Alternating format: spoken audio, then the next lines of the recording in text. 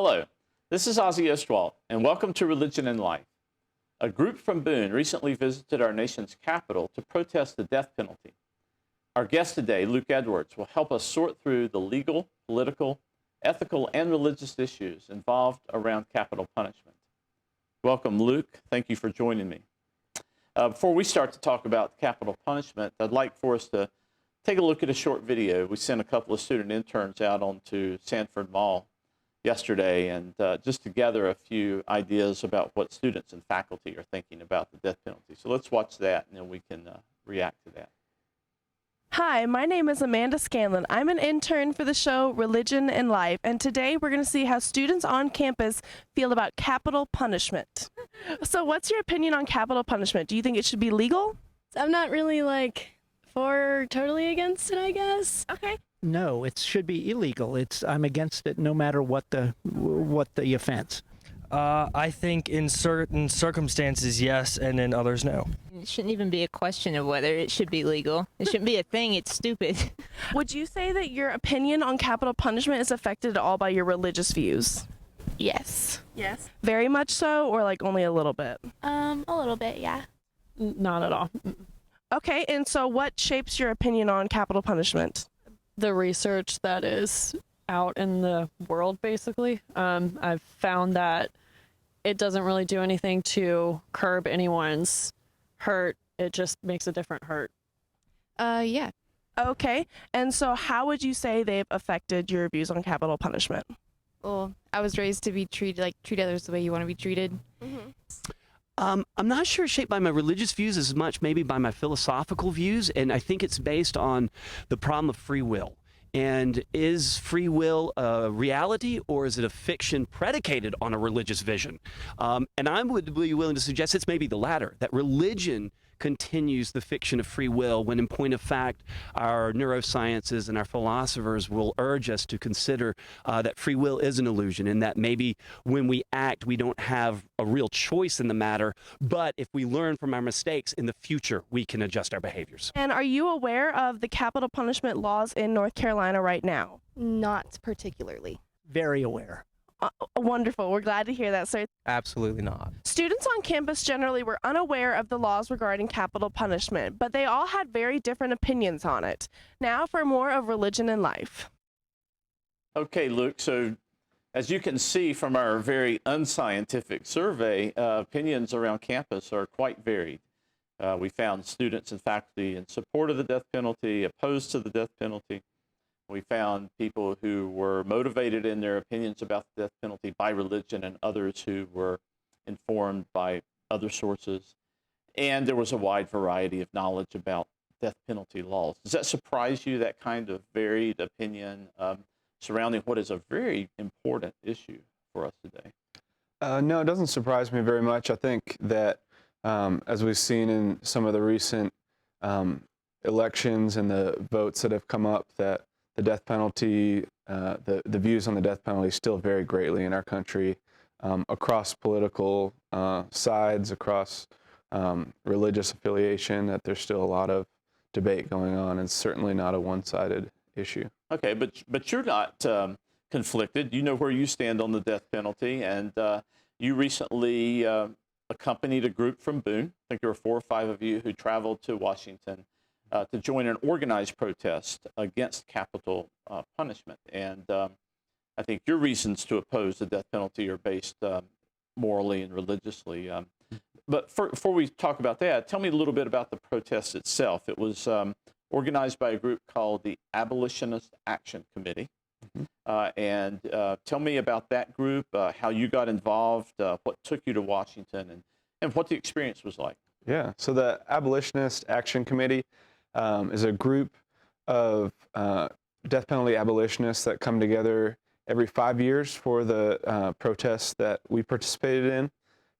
It marks every 5 years they remember the first modern day execution in the United States in 1977, after the Supreme Court had a 10-year moratorium on capital punishment. And so every 5 years, the group gathers to do this protest on the steps of the Supreme Court. They carry a banner up onto the steps that says "Stop Executions." and try to raise awareness every 5 years. They also do a yearly 3-day fast, also at the steps of the Supreme Court, where they also raise awareness about the death penalty. And so this year marked the 30-year anniversary of Gary Gilmore being executed in 1977. And that starts the contemporary 40 period of the death penalty. Maybe Yes. we have a couple of images of you and your group in Mhm. D.C. Maybe we can get that up on the screen while we continue to talk. Yeah. The protest took place on or near the steps of the Supreme Court building. Mhm. I think there were some 80 protesters, of which you were a part, and some 18 arrests. Now, none in Mhm. your group was arrested, I understand, but Correct, yeah. apparently there were some arrests at these protests. Mhm. So, what was it like to join like-minded individuals on the steps of the Supreme Court building? I mean, this is civil activism and disobedience. Here we got we have an image here of part of the group actually on the steps of the Supreme Court building, and I think that's against the law, right? Yes.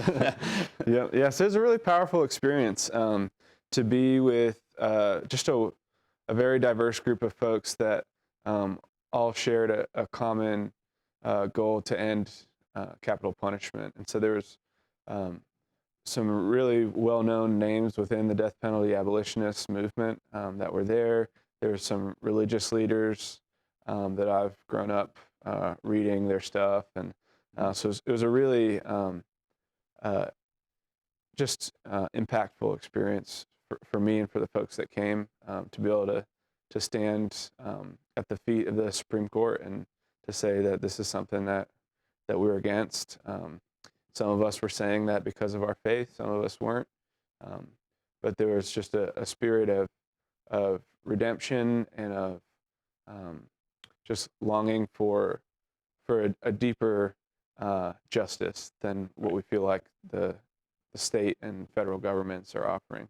So the AAC, this group, is a mixture of secular folk who oppose the death penalty for, I guess, legal and humanitarian reasons, and religious motivated people like yourself who are standing on moral and religious grounds, which is a kind of interesting mixture there. And let me ask you about that. Do you think was the group interfaith at all? I know that as important an issue that this is, I'm not sure that there's any religion that speaks with a unified voice, either for or against the death penalty. It seems to be an issue that even splits people within the faith community. So you have Christians on one side of the divide or the other.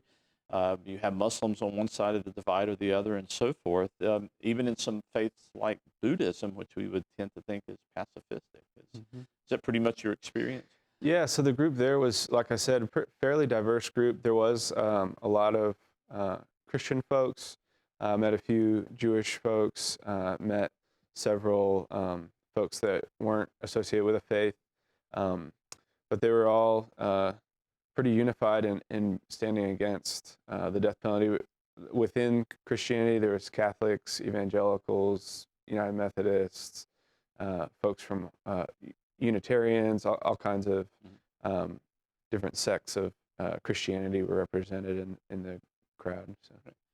Let me ask you the goal of the AAC. It's the abolitionist movement. So what's the ultimate goal of abolition? Is it a constitutional amendment, or where's this headed, this movement? Yeah, so the AAC is a kind of gathering of lots of organizations that are against the death penalty. And so with the AAC, it is looking at the kind of Supreme Court level of advocacy. And so certainly would hope for a day when the Supreme Court would strike down capital punishment as it did in the 1970s. And so that's really what this gathering is focused on, but all of the folks that are a part of this national movement are also a part of movements at state levels and at other kind of federal levels. So just to be clear, right now the situation is this: the Supreme Court has ruled that the death penalty is not unconstitutional, and therefore it's up to the individual states. And we have 31 states currently, I believe, that enforce or can enforce the death penalty, North Carolina being one of them. Is that correct? Yeah, so there's 31 states, but a lot of those states, the capital punishment is held up in either court cases or different kind of legal, I guess, snags that have come up. A lot of them having to do with lethal injection and stuff like that. Okay. So not all of those are actually currently executing people, Okay. like North Carolina. All right, let's shift focus a little bit. We've talked a little bit about your protests and about some of the legal ramifications, but you in particular, and many people are coming at their opposition to the death penalty from a religious ground, from moral teachings and whatnot. So could you make a case for us based on your own position of why you view the death penalty as immoral or out of step with your own religion, your own religion teaching? So I think central to my view is my following in the footsteps of Jesus. I think that anyone that's for the death penalty has the problem of Jesus to deal with. And I think if we look at the life of Jesus and we look at his ministry, that very quickly we see that he resists retaliation, he resists violence in all of its forms. And so it's going to be hard to argue for the death penalty when you start looking at some of Jesus's actions. For example, with the adulterer, who he says, whoever has without sin cast the first stone, when he interrupts his disciples who have. And that, by the way, would have been a capital offense, right? Yes. The story you're referring to in the Gospel of John with the woman caught in adultery, she would have been condemned to a capital offense. Yep. Yeah. He was capital punishment. He was interrupting an execution. Okay. Absolutely. And also we see him stop his disciples from retaliating against the soldiers when he's arrested. We see him not retaliate as he's on the cross. And so I think there's a lot of ways in which he resisted retaliation, but also that he didn't find anyone beyond redemption. So that's kind of the second major Christian view that that's driven me, is this idea of grace, forgiveness, redemption, and that no one is beyond redemption. Is this your sign? Let's look at this sign. I think this is the sign you held up at the protest, I believe. So no one is beyond redemption. So that's part of the cornerstone of what you would see as your religious opposition. Yeah. So the church that I lead is King Street Church. I'm the pastor of it, and King Street Church has been active in advocacy in the justice system and in mass incarceration. And what I've come to realize fairly recently is that mass incarceration and the death penalty and God's grace for everyone has become our hermeneutic of understanding Scripture and of understanding faith. That this isn't just an issue that we have on the side of our church's agenda. It's the central way that we view religion. That no one's beyond redemption. That even someone who's committed atrocities is still has the ability to be forgiven. And we've witnessed that happen.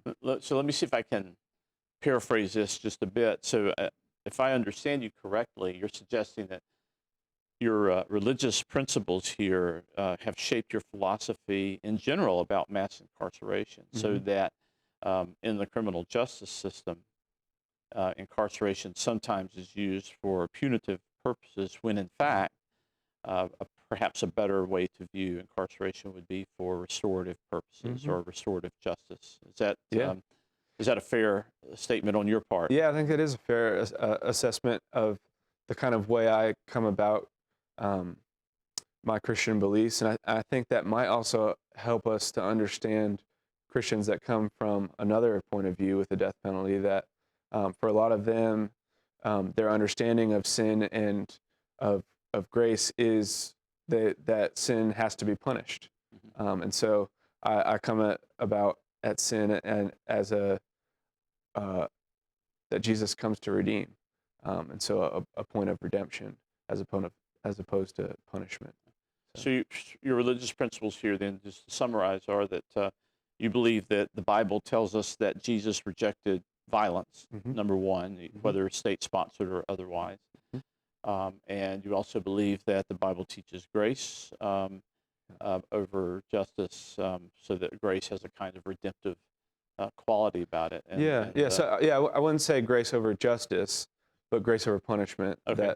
That I think there's a greater justice than punishment. That I think justice is making things right, and that punishment is not always the way to make things right. So you're rejecting a kind of eye for an eye Mm-hmm. justice mentality at this point, I guess, which is Yeah. also in the Bible, which creates conflict Right. for some Christians, and that's maybe something we should talk about, because Yeah. you're not representing a unified Christian response here. Many within the Christian community and other religious communities would say there's plenty of justification in the Bible to support an ethic of capital punishment, if Yeah. you would. So I think the eye for an eye thing is really important to think about, and what's important with all of Scripture is to think about the context in which it was written. And so the context in which the Old Testament was written was a culture of retaliation. And so what we find when we look at eye for an eye is that it's actually limiting retaliation. That before this idea of equal retribution, there was unequal retribution. So if you killed my sister, then I might kill your whole family. And that would be considered justice. Well, the Old Testament comes along, and the laws of God come along and say, no, we need to limit this, that this is going to encourage a cycle of violence. And so it's actually a limiting thing. And also, we find that if we look towards the early Jewish communities that were enforcing these laws, that they also added on stipulations to these capital punishments. And in some cases, some research that I've seen shows that it was almost an overwhelming amount of stipulations that would have to be met before an execution could be carried out. So I think what's dangerous is when we read a verse and say, see, it says it there, Right. And don't interpret the context or the things surrounding So it. taken out of context, that seems to be a kind of harsh statement, but you're suggesting that in actuality, that statement, among others, represented a kind of evolution of liberalism within that particular legal system that worked to limit punishments in a fair and just way. Yeah. That's interesting. It's a corrective that needs to be heard, Yeah. I would think. So another argument that I've heard from a religious perspective is, and this is, I don't think you mentioned it, you maybe implied it, is that simply based on the idea of human dignity and worth, it would be difficult to support capital punishment from a religious perspective if, in fact, one believes that all human beings have worth, if all human beings are creatures of God and have that kind of dignity, or if you believe in the sacredness of life in some way. Is that something, too, that you hear from religious communities in their active opposition to the death penalty? Yeah, I think that if we're going to say that all life is sacred, then that means the life of a criminal is also sacred. I think that it's not to say that there are not consequences for our actions, but I think taking a life is beyond what rights we were given as human beings, that we're created by God and not given the ability to destroy God's image in someone else. So if we're all made in God's image, by killing someone, even if it's in capital punishment, and we're still destroying the image of God in that person, and then, as I mentioned earlier, limiting their ability to be redeemed, and dismissing their ability to find redemption. And now you're working within the United Methodist Church, and the United Methodist Church has a formal statement on social principles, and one of, I think there's 7 or so statements, and one of them directly references the death penalty. Is your position that you've stated today pretty much a summary of the United Methodist position, or is there more to that? Yeah, my position's definitely highly influenced by the social principles. Social principles are kind of a guiding ethics for United Methodists, but they're not something that's directly enforced. So within United Methodism, there's certainly differing opinions upon the social principles. But yeah, at the center of it is the sanctity of life, and just the idea that we cannot or we should not steal someone's ability to find redemption. That to execute someone would be to rob them of an opportunity for Christ to redeem them. You brought a book here today. I'd like to get this on camera by Shane Claiborne. I believe you invited him to Boone a year ago, and he has become one of the leaders in the abolitionist movement. So could you tell me a little bit about this book called Executing Grace and Mr. Claiborne's work in the abolitionist movement, perhaps? Yeah, so Shane Claiborne, he's really well known for his book, Irresistible Revolution, which was a book that a lot of youth group kids growing up reading that book. And he is a pretty recent addition to the abolitionist movement. So it's something that he started encountering through a lot of it was receiving letters from inmates that were on death row. It's kind of how he became involved with the movement. But he's been a strong voice in social justice for a long time, and more recently within the death penalty abolitionist movement, and brings a strong Christian perspective to it. He says that the death penalty doesn't exist at odds with Christianity, but the death penalty in the United States at least exists because of Christianity, that Christians have been the leading proponent of the death penalty, and it wouldn't be something that our country would hold on to if it hadn't been for Christian advocates for the death penalty. That's a pretty provocative statement. And so he's suggesting that, and by Christianity, is he pointing the finger at evangelical Christianity? I mean, that seems to be the predominant sentiment, that support for the death penalty is essentially coming from conservative evangelical groups. Is that?